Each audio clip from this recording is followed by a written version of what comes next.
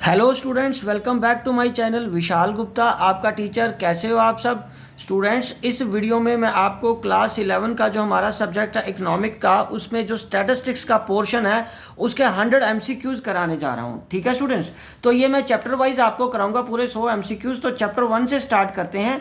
Chapter 1 क्या है? Concept of economics and significance of statistics in economics. चलिए तो इसका स्टार्ट करते हैं। क्वेश्चन नंबर 1 का MCQ, the process of converting raw material into goods is called production. B saving option, C investment या D exchange। तो quite obvious answer क्या है? A production is the right answer. ठीक है बच्चों, तो चलो अब हम आगे बढ़ते हैं। Which of the following is a correct regarding statistics? क्या एग्रीगेट ऑफ फैक्ट्स, क्या numerically expressed, C affected by multiplicity of causes and D all of these. Option D is the right answer. Option D is the right answer. ठीक है बच्चों, in singular sense, third question क्या है? In singular sense statistics means statistical science. B option है statistical law, C option है both A and B, and D option है none of above. तो option C is the right answer. Option C is the right answer. अब हम आगे बात करेंगे question number 4 की। बच्चों, the aggregate of data is called statistics. B option editing of data, C option analysis of data, and D option collection of data. Option A is the right answer. Option A is the right answer. बच्चों अब हम आगे बढ़ते हैं question number 5 की तरफ। Which of the following is an economic activity? A production, B consumption, D C distribution, and D all of these. तो all of these is the right answer. ठीक है बच्चों, चलो अब हम आगे बढ़ते हैं क्वेश्चन नंबर 6 की तरफ। तो क्वेश्चन नंबर 6 क्या कह रहा है? Which of the following indicates a stage of statistical study? क्या वो कलेक्शन ऑफ डाटा है, B option presentation of data है, C option analysis of data, and D option all of this. तो option D is the right answer. Option D is the right answer. तो बच्चों आगे हम बढ़ते हैं। Which of the following statement is correct? Incorrect. A. Resources have alternatives. B. All numbers are statistics. C. Macroeconomic studies large aggregates. And D. Statistics studies only the aggregate of quantitative facts. तो option B is the right answer. ठीक है बच्चों, तो चलिए अब हम आगे बढ़ते हैं क्वेश्चन नंबर 8 की तरफ। In plural sense which of the following is not a characteristics of statistics? A. Aggregates of data, B. Only expressed in words, C. Affected by multiplicity of causes, and D. Collected in a systematic manner। तो कौन सा characteristics नहीं है only expressed in words? तो ये वाला option B is the right answer here।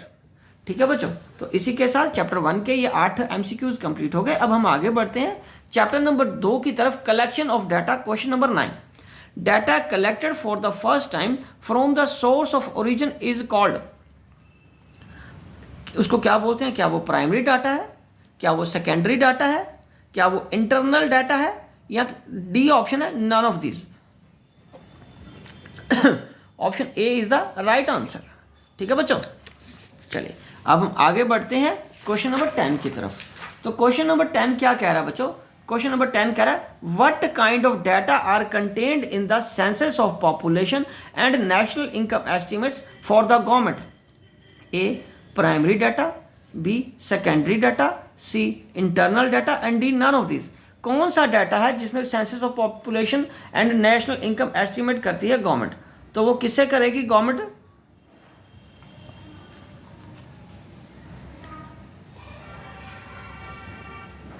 Secondary data. Option B is the right answer. चलिए अब हम आगे बढ़ते हैं। Which of the following is a method of secondary data collection? A direct personal investigation, direct oral investigation, C collection of information through questionnaire, and D none of this. Option D, इसमें से कोई नहीं है, ये सारे direct के हैं, secondary नहीं है, मतलब प्राइमरी के हैं, सेकेंडरी के नहीं है। Question number 12. Which of the following is a merit of good questionnaire? A. Difficulty, B. Less number of questions, C. not in proper order, and D, invalid questions. Less number of questions. Option B is the right answer. चलिए अब हम आगे बढ़ते हैं बच्चे question number 13 की तरफ. Schedules are filled by the A, investigator, B, enumerator, C, respondent, and D, none of these. Option B is the right answer. Option B is the right answer. चलो बच्चों अब हम आगे बढ़ते हैं question number 14. Which of the following is a source of secondary data? A, government publication, B, private publication, C, report published by SBI, या all of these. तो government publication is a source of secondary data. Option A is the right answer here. ठीक है बच्चों, option A. चलिए अब हम आगे बढ़ते हैं क्वेश्चन नंबर 15 की तरफ. तो बच्चों क्वेश्चन नंबर 15 क्या कह रहा है? Direct personal investigation is suitable for a very large, B not very large, C relatively large, और डी ऑप्शन क्या बचे? Study in very wide is very wide. Option B is the right answer, जहां बहुत ज्यादा large data नहीं है.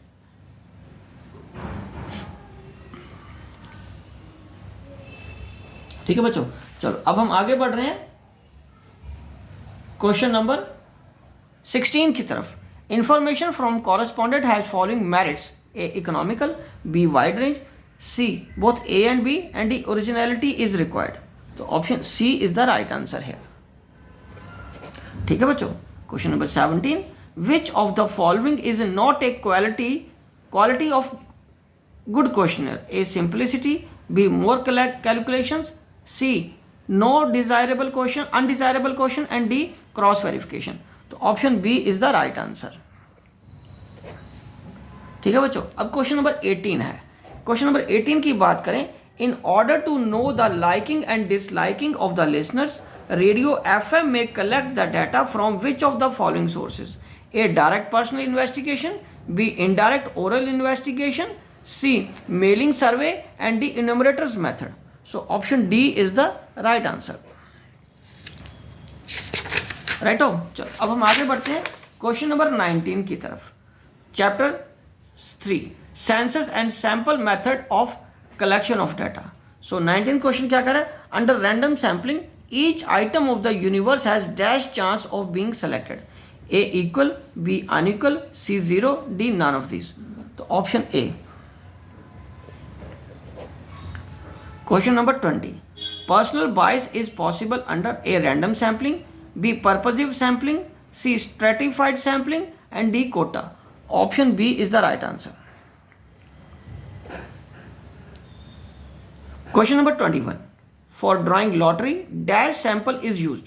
Random, B option purposive, C option stratified, and D option quota. So option A is the right answer. Question number 22. Census method is suitable for that investigation in which the size of population is large. B, high degree of accuracy is not required. C, there are widely diverse items, and D, intensive examination of diverse item is not required. Census method कहाँ पे suitable है? Size of population बहुत large है उसके लिए तो नहीं suitable. High degree of accuracy is not required. There is a wide diversity of item, वहां पे हमें सेंसस मेथड करना पड़ेगा. Option C. ठीक है बच्चों, चलो अब हम बात करते हैं question number 23. Reliability of sampling data depend upon a size of sample. B, sampling method, C both A and B, and D, none of this. Reliability of sampling data उसके सैम्पलिंग मेथड या size पर depend करता है. Option C is the right answer. चलिए बच्चे अब हम आगे बढ़ते हैं क्वेश्चन नंबर 24 की तरफ. क्वेश्चन नंबर 24 क्या कह रहा है कि dash sample allows every item in the universe an equal chance of being selected in the sample. A, random, B, purposive, C, convenience, and D, systematic. तो option A is the right answer. Option A is the right answer. Question number 25. Question number 25 क्या कहता है? Purposive sampling method comes under A, random sampling, B, non-random sampling, C, both A and B, D, none of above. Option B is the right answer. Question number 26. Which of the following is not an essential of a sample? A representative, B partial, C adequacy और D none of these. Option D is the right answer. ठीक है बच्चों, अब हम आगे बढ़ते हैं। Question number 27, which of the following factors are considered when comparison between sampling and census method is made? A area of survey, B accuracy of data, C collection of cost of collection या D all of these. तो option D all of these is the right answer.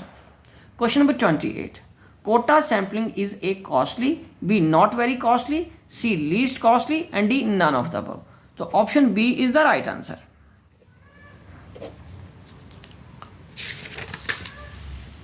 ठीक है बच्चों, तो आगे बढ़ते हैं हम क्वेश्चन नंबर 29 की तरफ। Organisation of data, chapter 4। Which of the following is objective of classification?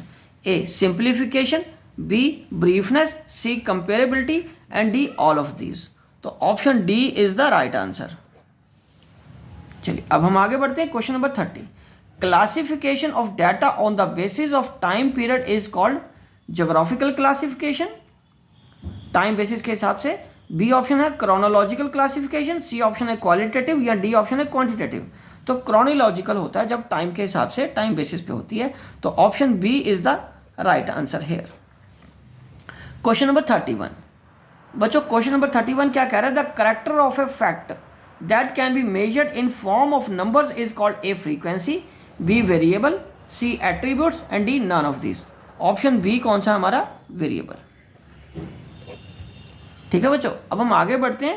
Question number 32 बच्चों, क्वेश्चन नंबर 32 क्या कह रहा? A series in which every class interval excludes item corresponding to its upper limit is called A excessive series, B inclusive series, C both A and B and D none of this. तो option A exclusive series is the right answer. चलिए अब हम आगे बढ़ते हैं question number 33 की तरफ। An open and series is that series in which lower limit of the first class interval is missing, b upper limit of the last class interval is missing, both a and b and d none of these. So option c is the right answer. ठीक है बच्चे, अब है question number 34। Formula for finding mid value is given by L2 - 1। ठीक है जी, और उसके बाद क्या है? L2 - 1/2, L1 + L2 और L1 + L2 upon B upon 2। तो ये राइट आंसर है, क्योंकि इसका मतलब लोअर लिमिट एंड ऑफ, ठीक है, फर्स्ट एंड सेकंड अपॉन 2, मतलब जो फर्स्ट वेरिएबल है ये दूसरे की और ये डिवाइडेड बाय 2 करके option D is the right answer होता है हमारा। ठीक है बच्चे, चलिए अब हम आगे बढ़ते हैं क्वेश्चन नंबर 35 की तरफ। According to tally bar method which of the following symbols indicate the frequency of 5? A option, option B, option C या ऑप्शन डी। 5 क्या रिप्रेजेंट कर रहा है? तो 5 टैली बार में ये रिप्रेजेंट करता है, ये साइन 4 के साथ इधर क्रॉस कर देते हैं तो डायगनली ये सी ऑप्शन होता है। चलिए अब हम आगे बढ़ते हैं बेटा। Question 36, in a series of number of times items N item occurs is known as.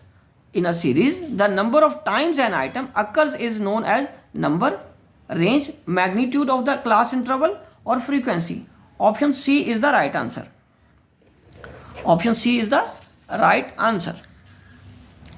अब हम आगे बढ़ते हैं क्वेश्चन नंबर 37 जो कि चैप्टर नंबर 5 से है, presentation of data textual and tabular. चलिए क्वेश्चन नंबर 37 क्या कह रहा है बच्चे? Table is a consequence of A classification, B organisation, C presentation and D tabulation. तो option D is the right answer. Option D is the right answer. ठीक है बच्चों, चलिए अब हम बढ़ते हैं बेटा क्वेश्चन नंबर 38 की तरफ। In temporal classification data are classified on the basis of A location, B time, C originality and D purpose. Option B is the right answer. ठीक है, question number 39, complex table may be classified at as general purpose and special purpose table, B original and derived, C double, treble and manifold table और D option है none of these। तो option C is the right answer। Question number 40, which of the following are titles of rows of a table? A title, B stub, C caption, D none of this. Option B is the right answer. ठीक है बच्चों, चलो अब हम आगे बढ़ते हैं question number 41 की तरफ। Which of the following is a basis of classification of a table? A क्या है? पर्पस, बी क्या है? कंस्ट्रक्शन, सी क्या है? ओरिजिनलिटी, एंड डी क्या है? All of these. तो option D is the right answer. ठीक है, चलो अब हम आगे बढ़ते हैं क्वेश्चन नंबर 42 की तरफ। तो क्वेश्चन नंबर 42 क्या कह रहा है? Which of the following are titles of rows of a table? A title, B stub, C caption, D none of this. तो option B is the right answer. ठीक है बच्चों, चलो अब हम आगे बढ़ते हैं क्वेश्चन नंबर 43 की तरफ। सो 43 क्वेश्चन क्या कह रहा है? Tabulation highlights characteristics of data, A true, B false, C sometimes only, D for a particular purpose. Option A, option A is the right answer. Question number 44, headings should generally be written in the dash form, a singular, b table, c title, d caption। तो option A is the right answer. 45, question number 45 क्या कह रहा है? Horizontal dissections, horizontal dissections of the table are known as columns, B rows, straight lines, D option sleeping lines. तो option B is the right answer. ठीक है बच्चों, चलो अब हम आगे बढ़ते हैं नेक्स्ट क्वेश्चन की तरफ। क्वेश्चन नंबर 46 है जो कि चैप्टर नंबर 6 से है, diagrammatic presentation of data, bar diagram and pie diagram. 46 question क्या कर रहा है? Which of the following refers to the geometric form of data presentation? A bar diagram, B histogram, C pie diagram, and D both A and C. तो option D is the right answer. Question number 47, question number 47 क्या कह रहा है? The other name of the pie diagram is a circular diagram, B bar diagram, C option histogram, and D option polygon. तो option A is the right answer. Option A is the right answer. बच्चों अब हम आगे बढ़ते हैं question number 48 की तरफ।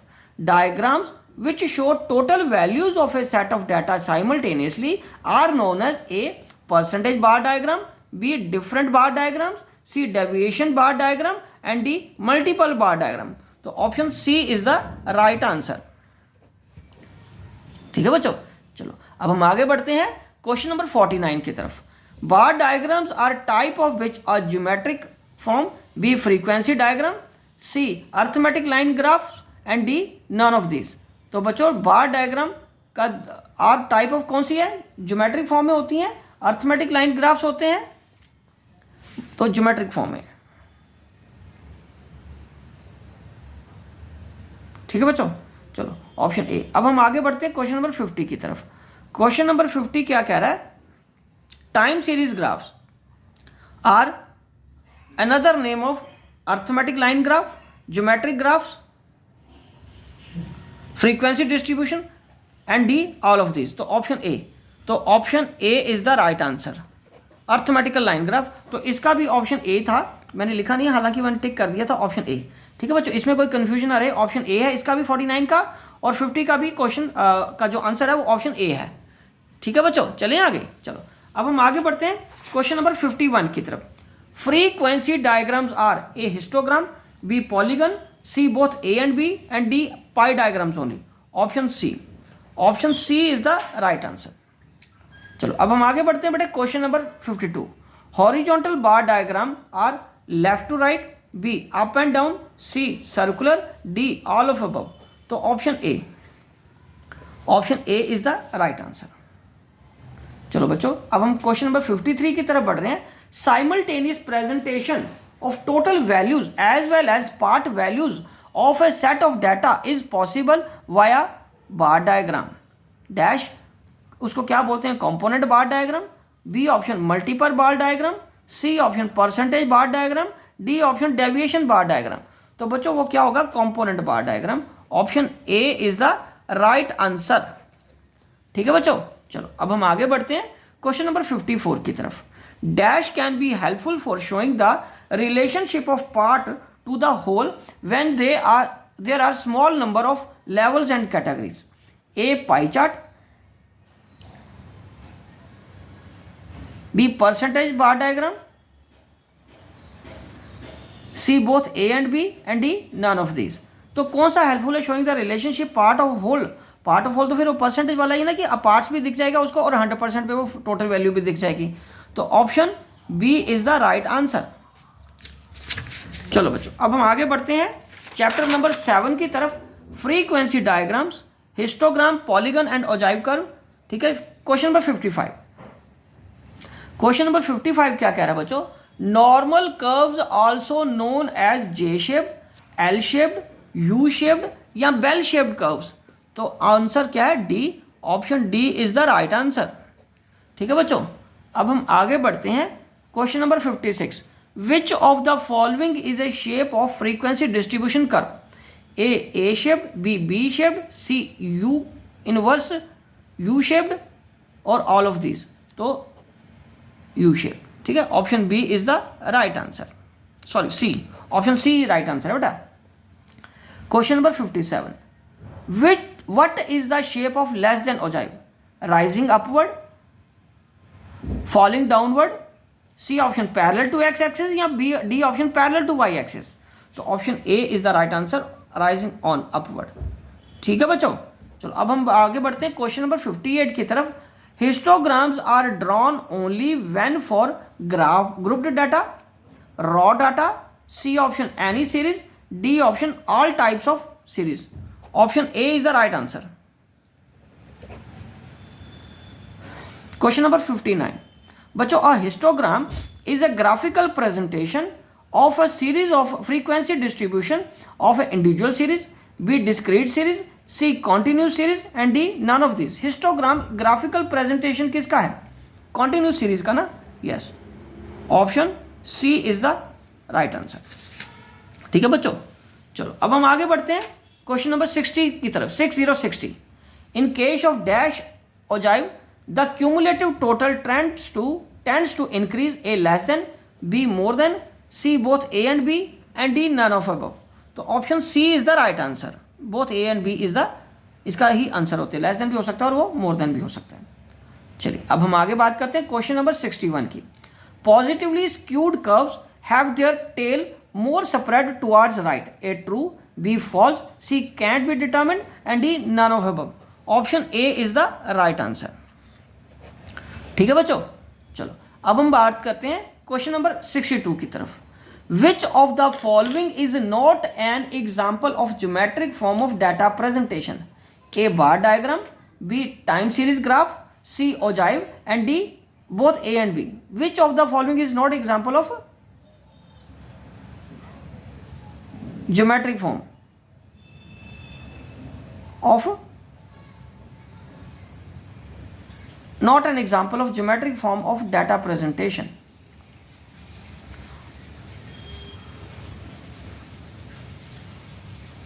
Both B and C is not the right answer. Option D is the right answer. चलिए अब हम आगे बढ़ते हैं बच्चे क्वेश्चन नंबर 63. ये जो आप डायग्राम देख रहे हो, the above graph shows dash cumulative frequency. A less than, B more than, C uncertain and D equal. तो option B is the right answer. ये मोर देन ऐसे बनती है ना बेटा. ठीक है. तो option B is the right answer. अब हम आगे बढ़ते हैं बच्चे क्वेश्चन नंबर 64 की तरफ. क्वेश्चन नंबर 64 क्या कह रहा है? Adjustment factor for any class is equal to A class interval of the first class upon lowest class interval, B class interval of the concerned class over lowest class interval, C class interval of the first class upon upper class interval, D class interval of the concerned class over upper class interval. तो बच्चों ध्यान से समझने वाली बात है, adjustment factor हम कैसे निकालेंगे? ऑप्शन बी से. ये फॉर्मूला आप अच्छे तरीके से याद कर लेना. चलिए अब हम आगे बढ़ते हैं बेटे क्वेश्चन नंबर 65 की तरफ. 65 क्वेश्चन क्या कह रहा है? Frequency curves are drawn free hand with foot rule, both A and B and D none of these. तो option A is the right answer. चलिए अब हम आगे बढ़ते बेटे चैप्टर नंबर 8 की तरफ. चैप्टर नंबर 8 क्या है?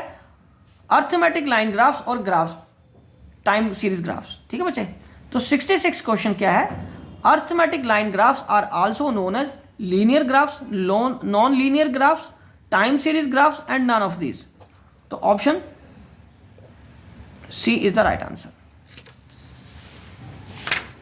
चलिए अब हम क्वेश्चन नंबर 67 की बात करते हैं। Axis divides the plane of a paper into 2 quadrants, 3 quadrants, 4 quadrants and D none of these. 4 हिस्सों में बांटता है, तो 4 quadrants is the right answer. चलिए बेटे question number 68। In the first quadrant the value of X and Y are A positive, B negative, C X is positive and Y is negative and D none of these. तो option B is the right answer. Question number 69। In which quadrant the value of X will be positive but that of Y will be negative. A first, B second, C third and D fourth. Option D is the right answer. ठीक है बच्चों, अब हम आगे बढ़ते हैं question number 70 की तरफ। Graphs are always drawn with reference to a scale, B origin, C both A and B and D none of this. तो option A is the right answer. Question number 71। Misuse of information shown through diagrams is A possible, B not possible, C can't say, D none of above. तो option A is the right answer. Question number 72। Graphic presentation helps to identify correlation between the variables, a true, b false, c cannot say and d none of above। तो option A is the right answer. Option A is the right answer. चलिए बच्चों अब हम आगे बढ़ते हैं question number 73 की तरफ। बच्चों क्वेश्चन नंबर 73 कह रहा है horizontal lines from left to right that is X axis is known as A abscissa, B ordinate, so C vertical axis and D none of these। तो option A is the right answer. अब बच्चों बात करते हैं chapter number 9 की, जो कि हमारा मीन वाला चैप्टर है। प्रॉपर नाम उसका जो पूरा नाम बुक्स में गिवन है वो है measures of central tendency arithmetic mean. Question number 74। बच्चों क्वेश्चन नंबर 74 क्या कह रहा है, which of the following is a type of mathematical average, A median, B partition value, C mode या डी नन ऑफ दीज। तो none of these is the right answer. तो बच्चों अब हम आगे बढ़ते हैं क्वेश्चन नंबर 75 की तरफ। Change of origin and scale is used for calculation of A arithmetic means, B geometric means, C average means, D lower and upper quartile. Option A is the right answer. ठीक है बच्चों, चलो अब हम आगे बढ़ते हैं। While computing the arithmetical mean, ठीक है, of a frequency distribution the each value of a class is considered equal to class mark, B lower limit, C upper limit, D lower class boundary. तो option B is the right answer. Option B is the right answer. चलिए अब हम बढ़ते हैं आगे question number 77 की तरफ। Which of the following is not a measure of central tendency, A mean, B mode, C standard deviation, D median. तो option C is the right answer. ठीक है बच्चों, तो चलो अब question number 78। Which is not a method to find arithmetical mean, A direct method, B shortcut method, C step deviation method, D Karl Pearson method. Option D is the right answer. और next question आगे question number 79। The sample mean is A parameter, B statistics, C variable, D constant. तो option B is the right answer. आगे बच्चे question number 80। Question number 80 क्या कह रहा है, assumed mean is taken in which method, A direct method, B step deviation method, C Karl Pearson method and D Spearman method. Option B is the right answer. ठीक है बच्चों, अब question number 81। Sum of deviations of different values from arithmetic mean is always equal to A 0, B 1, C less than 1, D more than 1। तो option A is the right answer. ठीक है जी, चलो अब हम आगे बढ़ते हैं क्वेश्चन नंबर 82 जो कि चैप्टर मीडियन एंड मोड से है। ठीक है जी, इसका क्वेश्चन क्या कह रहा है, which measure of central tendency includes the magnitude of scores? A mean, B mode, C median, D range. तो option A is the right answer. Question number 83, mode refers to the value within a series that occurs dash number of time, maximum, minimum, zero या infinite. तो option A is the right answer. Maximum number जो होती है frequency में वही mode होता है। Question number 84, the value of extreme items do not influence the average for A mean, B mode, C median, D none of above. Option C is the right answer. Question number 85, dash is called a positional measure, A median, B mode, C mean, D none of these. Option A is the right answer. Question number 86, extreme values have dash effect on the median, A high, B low, C no and D none of above. Extreme values का कोई effect नहीं होता on median. ठीक है, option B, सी sorry. चलिए अब हम बढ़ते हैं आगे बच्चे क्वेश्चन नंबर 87 की तरफ।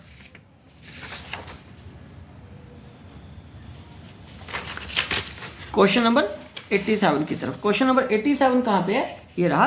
क्वेश्चन नंबर 87 क्या कह रहा है बच्चों, पढ़िए जरा। The class having maximum frequency is called,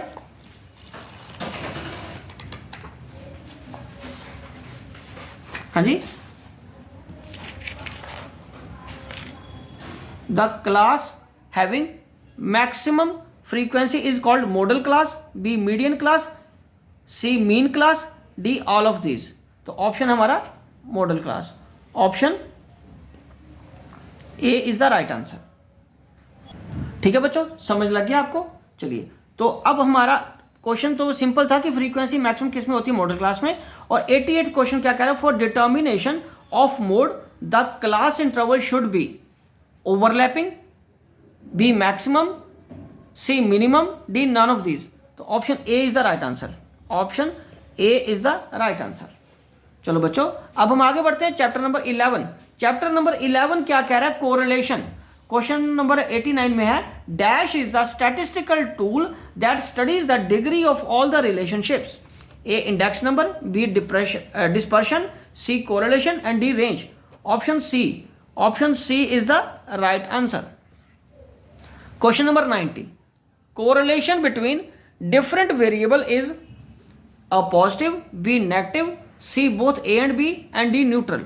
Option C. Question number 91.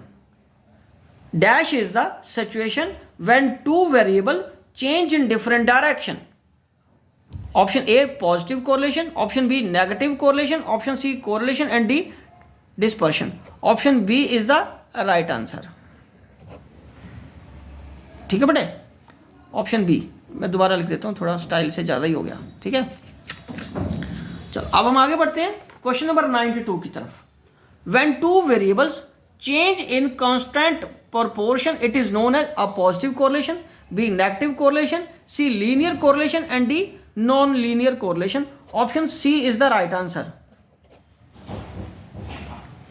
Question number 93, degree of correlation is also known as A linear correlation, B simple correlation, C non linear correlation and D coefficient correlation. Option D is the right answer. ठीक है जी। Question number 94, coefficient of correlation lies always between 0 and +1, B option है -1 and 0, C option है -1 and +1 and D none of these. तो option C is the right answer. चलो बच्चों, ये question तो कंप्लीट हो गया। अब हम बढ़ते हैं लास्ट चैप्टर की तरफ, इंडेक्स नंबर 12 चैप्टर है जो, और एक क्वेश्चन नंबर 95। ठीक है जी, अब इसके बाद 100 पूरे होने वाले हैं। बस ये नर्वस 90 का शिकार मत हो जाना, ये लास्ट तक वीडियो देखना और पूरा अपना कोर्स कंप्लीट हो जाएगा, आपकी पूरी रिवीजन हो जाएगी। तो चलिए बात करते हैं क्वेश्चन नंबर 95 की। Base year index is always 1000, B of current year, C 100 and D none of above. Option C is the right answer.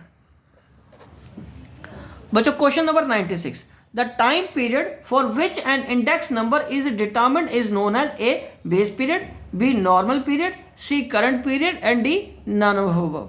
तो option C is the right answer. आगे है बच्चों क्वेश्चन नंबर 97। क्वेश्चन नंबर 97 क्या कह रहा है? Index number is a type of dispersion, correlation, average या none of the above. तो option C is the right answer. बच्चों आगे है question number 98। The weights used in a quantity index are A quantity, B value, C price, D none of above. तो option C is the right answer. Option C क्या है? Right answer. Question number 99। commodities that show considerable price fluctuations can be measured by a dash of value index, b price index, c quantity index and d none of above। तो option C is the right answer. चलो बच्चों अब ये last question, question number 100। क्या question है?